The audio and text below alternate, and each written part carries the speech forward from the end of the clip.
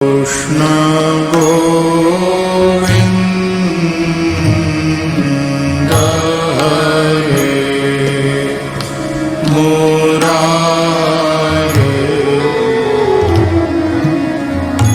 હે નાથ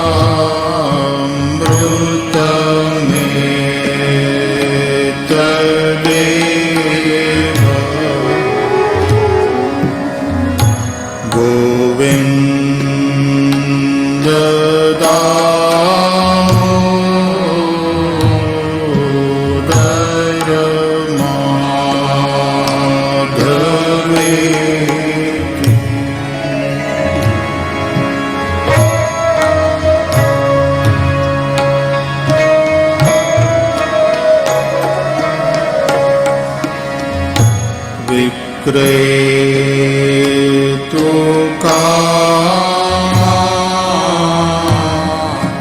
ખેલ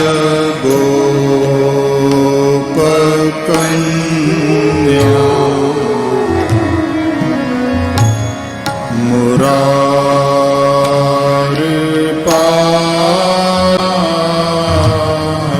પારિત ચેત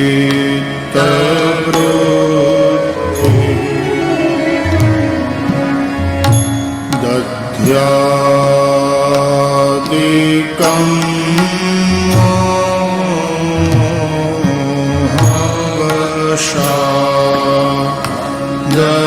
હવશાદગોચ ગોવિંદ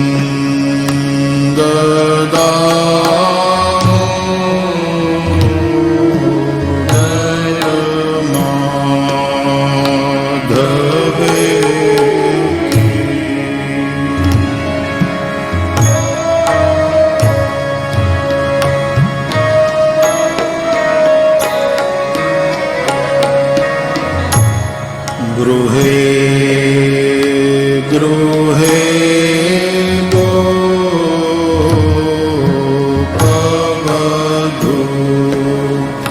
કદંબા સર્વે મિલિત્વા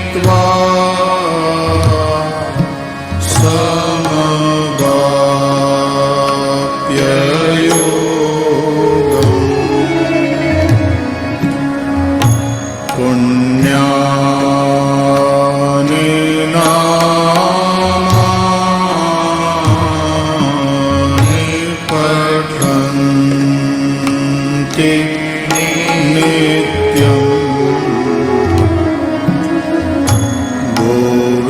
ગોવિંદ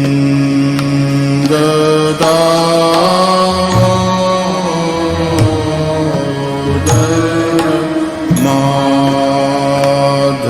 માધવેતિ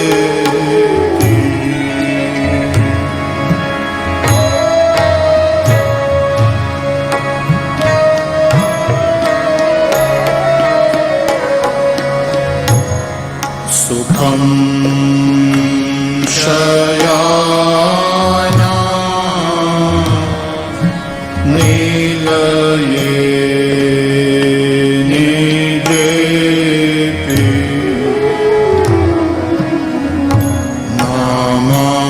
નામાનિ વિષ્ણો પ્રવદન્તિ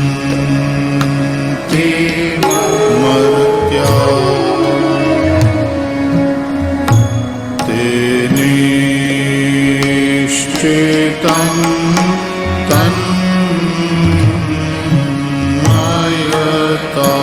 તન્મયતાં વ્રજન્તિ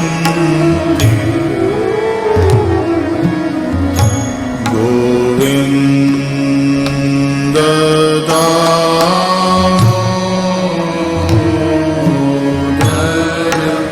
મા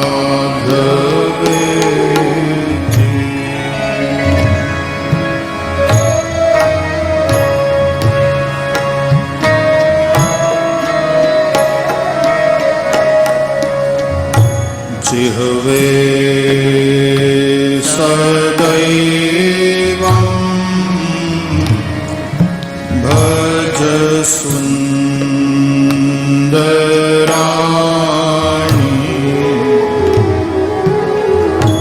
नामानि कृष्णस्य मानो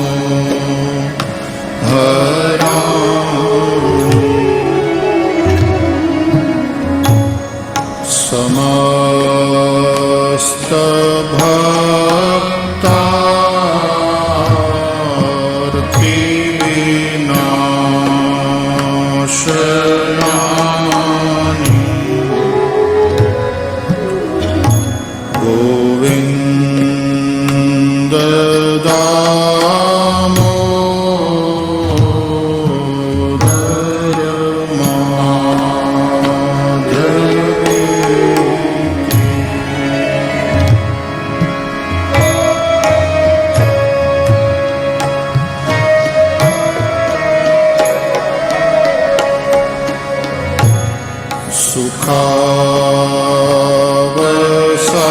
सुखावसाने इदमेव सारम्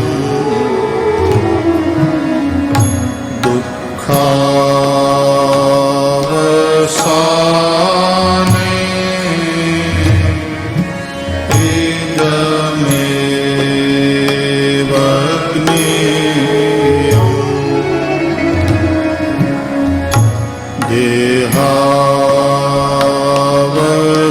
देहावसाने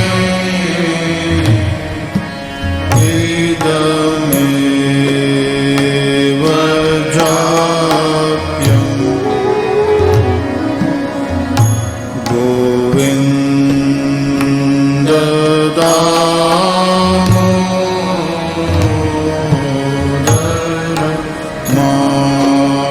माधवेति।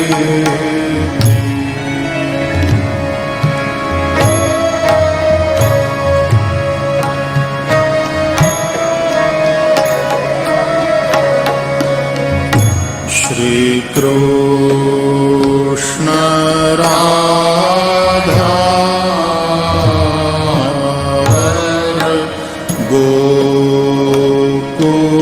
गोकुलेश गोपाल गोवर्धन नाथ विष्णु जिह्वे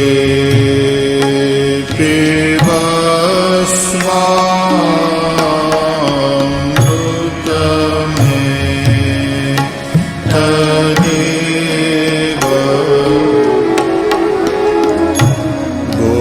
गोविन्द दामोदर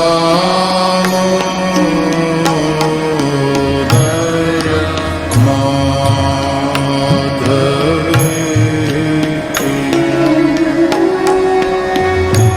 गोविन्द दामोदर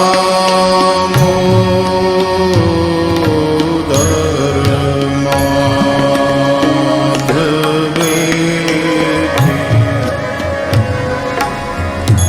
गोविन्द दामोदर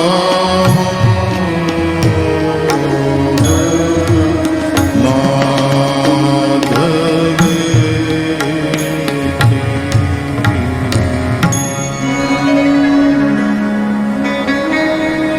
गोविन्द माधव स्तोत्र प्रेमथी पाठ जे करे दामोदर दयादान सहजे गोलोक संचरे।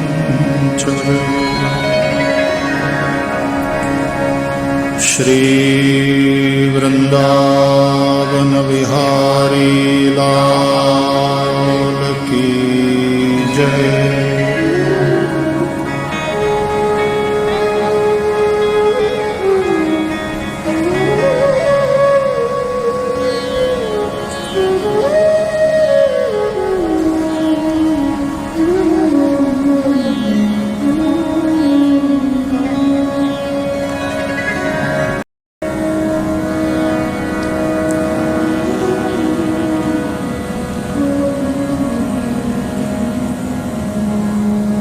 કૃપા નિરંતર વરસે છે.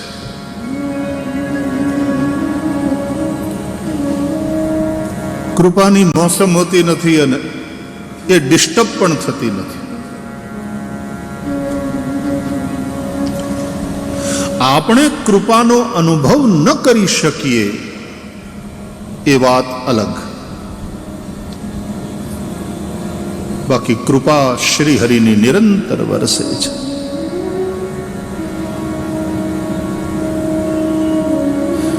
सुबह में सूरज निकलता है, अपने प्रकाश अपनी ऊर्जा से हमें अनुग्रहित करता है. ये ईश्वर की कृपा है. विज्ञान पण एम माने छे कि जो सूर्य न होय तो पृथ्वी ઉપર આપણું જીવન શક્ય જ નથી. જેમ શરીરમાં આત્મા ન હોય, ચૈતન્ય ન હોય તો જીવન શક્ય નથી.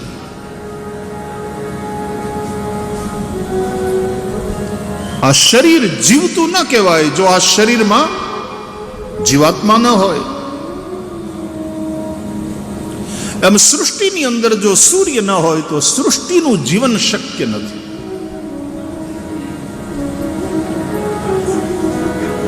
સૃષ્ટિનું હોવું, સૃષ્ટિનું અસ્તિત્વ કમસે કમ આપણી આ ગ્રહમાળા એ આકાશમાં દેખાતા આ સૂર્યને આધારિત છે અને એને આભારી છે. એટલા માટે આપણા શાસ્ત્રોમાં સૂર્યને વિશ્વનો આત્મા કહે છે. સૂર્ય આત્મા જગતસ્તસ્થુખશ્ચ. સૂર્ય વિશ્વની આત્મા છે. અને એ જ રીતે પરબ્રહ્મ છે તો જ આ અનંતાનંત બ્રહ્માંડ છે. અસાવાદિત્યો બ્રહ્મ. આદિત્ય છે તે બ્રહ્મ છે.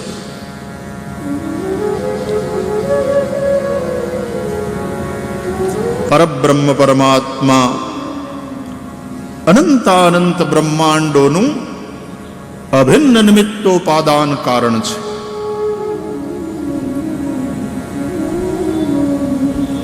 ઘણા લોકો પૂછે કે ભગવાન છે કે નહીં. કોઈ એમ કહે કે હા છે, તો કે એ તો તમારી શ્રદ્ધા છે, તમારી માન્યતા છે. તમે માનો છો કે ભગવાન છે, અમે નથી માનતા. અને છે તો એની સાબિતી શું છે? આપણા હોવાની સાબિતી મગાઈ. હું છું આ વાતનો અનુભવ બધાને છે.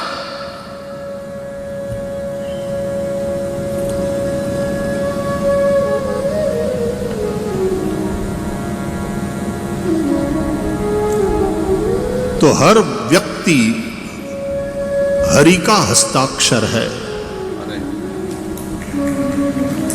આપણે છીએ એ જ સાબિતી છે કે એ પરમ સત્તા એ ઈશ્વર છે. આ શરીર છે, આ શરીરમાં ચેતના છે, એને વ્યષ્ટિ ચેતના કહેવાય. કારણ કે આ વ્યષ્ટિ વ્યક્તિની અંદર રહેલી ચેતના છે. એ જ રીતે જે સમષ્ટિ ચેતના છે એનું નામ પરમાત્મા, કલેક્ટિવ કોન્શિયસનેસ. જડ ચેતન બધા જ રૂપે જે કંઈ છે એ પરમાત્મા છે. તમે જુઓ, હું છું આ વાતનો અનુભવ બધાને છે. એની અનુભૂતિ કરવા માટે કોઈ તપસ્યા કરવાની જરૂર નથી, હિમાલયમાં જવાની જરૂર નથી. હું છું આ અનુભવ બધાને છે. હું નથી આવો અનુભવ કોઈ પણનો નથી. કોઈનો હોય તો બતાવો. હું નથી આવો અનુભવ કોઈને છે નહીં. એક ભાઈ એક જગ્યાએ આંગળી ઊંચી કરેલી, ઉભારો. હું નથી એવો અનુભવ મારો છે.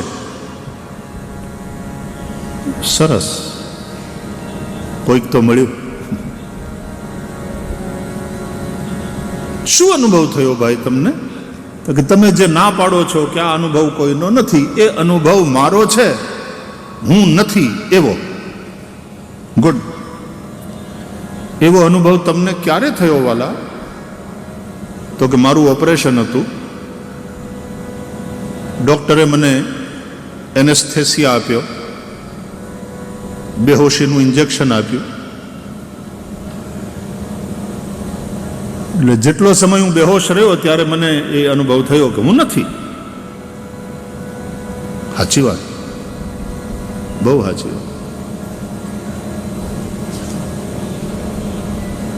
પણ હું નથી એવો અનુભવ કોને થયો? તો કે મને. મેં ફરીથી પૂછ્યું, બેહોશ હતા તમે ત્યારે હું નથી એવો અનુભવ કોને થયો? તો કે મને. મારો અનુભવ બોલે છે આ. તમે એમ કહો છો કે આવો અનુભવ કોઈને નથી, પણ હું કહું છું કે મને અનુભવ થયો. મેં ફરીથી પૂછ્યું, હું નથી એવો અનુભવ કોને થયો? તો કે મને. પછી એને સમજાણું કે આ વારંવાર હું કામ પૂછે છે એકનો એક પ્રશ્ન. કારણ કે હું નથી એવો અનુભવ પણ મને થાય છે.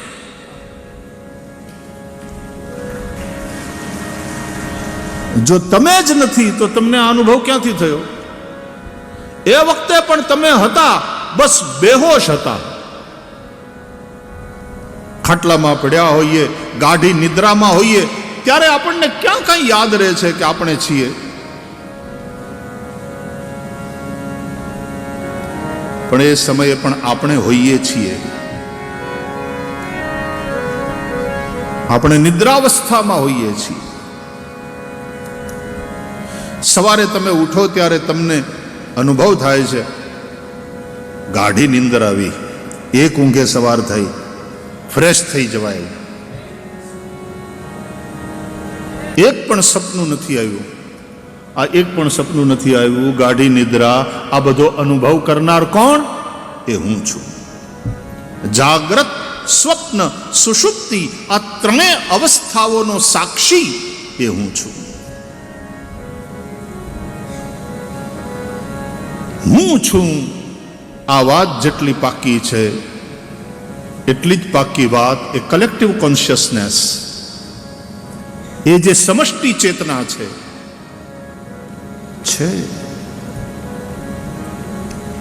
તુલસીદાસજી કહે છે, જડ ચેતન જગ જીવ જત સકલ રામમય જાની. જડ હોય, ચેતન હોય, આ બધું જ મારા રામનું સ્વરૂપ છે. પરમાત્મા સિવાય બીજું કશું નથી. દુનિયામાં ઘણા બધા ધર્મો અત્યારે ચાલે છે, પણ સનાતન હિન્દુ ધર્મ જેટલો શ્રેષ્ઠ દુનિયામાં બીજો કોઈ નથી. કારણ કે સનાતન વૈદિક હિન્દુ ધર્મ પાસે જે ફિલોસોફી છે એટલી પરફેક્ટ છે. જુઓ, પર્વત પાસે ઊંચાઈ હોય તો ઊંડાણ ન હોય, દરિયા પાસે ઊંડાણ હોય તો ઊંચાઈ ન હોય. પણ સનાતન હિન્દુ ધર્મ એવો છે કે એની પાસે ઊંચાઈ પણ છે અને એની પાસે ઊંડાણ પણ છે. આચરણની ઊંચાઈ. કેવા કેવા ચરિત્રો થયા. શ્રી રામ, શ્રી કૃષ્ણ. ચરિત્રોની ઊંચાઈ, આચરણની ઊંચાઈ. હરિશ્ચંદ્રની કથા આપણે સાંભળી છે. ભાગવતમાં ભગવાનના અવતારો અને ભગવાનના ભક્તો વૈષ્ણવો એના ચરિત્રો છે. ભગવત ચરિત્ર અને ભગવદીયોના ચરિત્ર, આ ચરિત્રની જે ઊંચાઈ છે. શ્રી રામનો ત્યાગ જુઓ. ત્યક્ત્વા સુદુસ્ત્યજ સુરેપ્સિત રાજ્ય લક્ષ્મીમ. દેવતાઓ પણ જેને જોઈને લલચાય એવી રાજ્યલક્ષ્મીનો ચપટી વગાડતામાં ત્યાગ કરીને ભગવાન રામ વનમાં જતા રહ્યા. બાકી તો કળજુગમાં છોકરાઓ આવું થાય ને તો કોર્ટમાં જઈને સ્ટે લઈ આવે કે નક્કી થઈ ગયું તું મારું રાજ તિલક કરવાનું, પછી ઓવરનાઇટ ડિસિઝન ચેન્જ થઈ જાય, ના ચાલે. અમારી પાસે પાકી ખબર છે કે પેલી મંથરાએ કઈ માતાને ચડાવ્યા છે. આ મારી વિરુદ્ધ રચાયેલું ષડયંત્ર છે. કોર્ટમાં સીધો સ્ટે લઈ આવે. આ તો શ્રી રામનું ચરિત્ર છે. ખબર પડે છે કે માં કઈ એવું માગ્યું છે કે મારું રાજ તિલક નહીં, મારે 14 વર્ષ વનમાં જવાનું અને ભાઈ ભરતનું રાજ તિલક કરવાનું છે. સાંભળીને ભગવાન રામ રાજી થઈ જાય છે. માં કઈને પગે લાગીને કહે છે કે મારું કેવું પિતાજીએ ન માન્યું હોત, પણ मां तेरी बात को पिताजी टाल नहीं सकते, तूने ये बहुत अच्छा किया. सुनु जननी सोई सुत बड़ भागी, जो पितु मातु बचन अनुरागी. तनय मातु पितु तोष निहारा, दुर्लभ जननी सकल संसारा. निगन मिलन विषेखी बन सब ही भांति हित मोर. तेहि मह पितु आयसु बहुरी सम्मत जननी तोर. रामजी मां कई ने कहे છે, हे मां, माता पिता ने प्रसन्न करनारो पुत्र संसार में दुर्लभ છે. મને તારા એવા પુત્ર હોવાનું ગૌરવ પ્રાપ્ત થઈ રહ્યું છે. આજે હું માતા પિતાની આજ્ઞાનું પાલન કરીશ. મારા માટે મારા મા બાપની આજ્ઞા સર્વોપરી છે.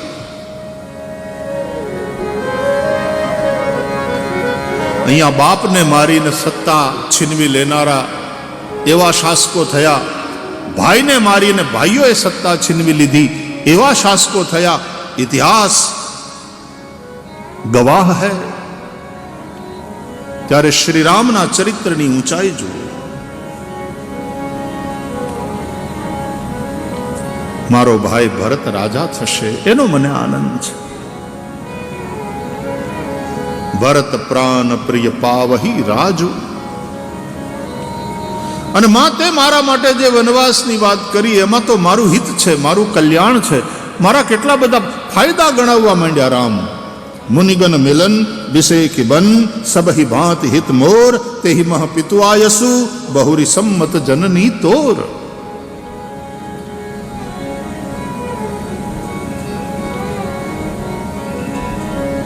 एक तो मुनियों ने ऋषियों ने મળવાનું થશે, મને સત્સંગ પ્રાપ્ત થશે, એમના સંગમાં રહેવાનું થશે. મને પ્રકૃતિના ખોળે રહેવાનો આનંદ પ્રાપ્ત થશે, વનમાં રહેવાનું મળશે. તુલસીદાસજી એ જગ્યાએ કહે છે કે રામનું મન એ હાથીનું બચ્ચું મદનિયું છે. નવ ગયંદ રઘુબીર મન રાજ અલાન સમાન.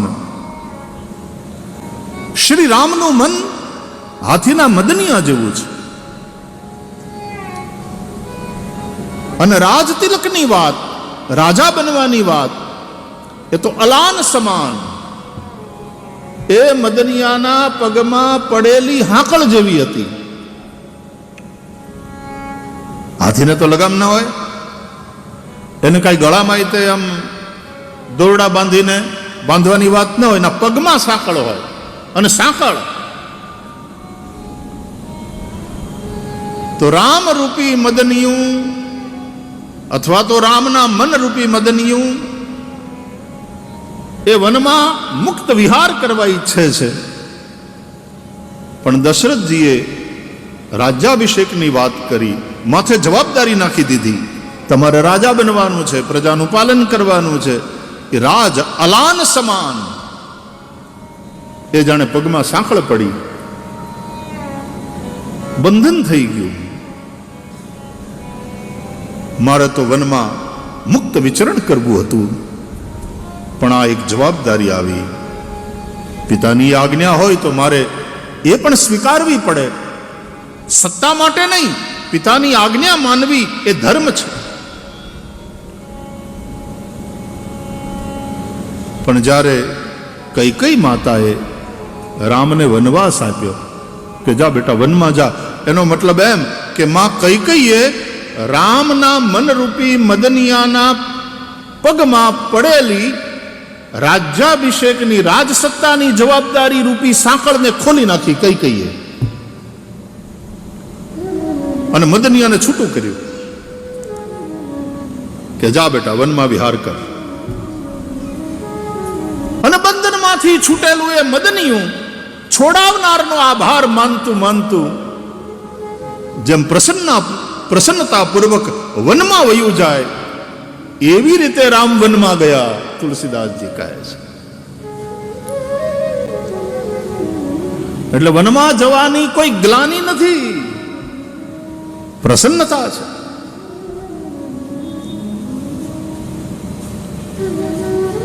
પ્રસન્નતામ યાન ગતાભિષેકતઃ તથા ન મમલે વનવાસ દુઃખતઃ મુખાંબુજશ્રી રઘુનંદનસ્ય મે સદાસ્તુ સા મંજુલ મંગલ પ્રદા.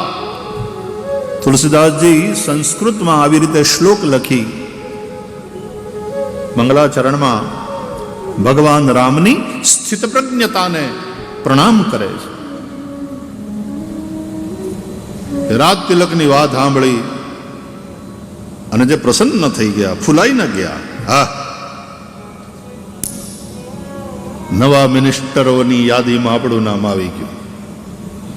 ગાંધીનગરથી ફોન આવ્યો, આપણું સ્થાન પાકું.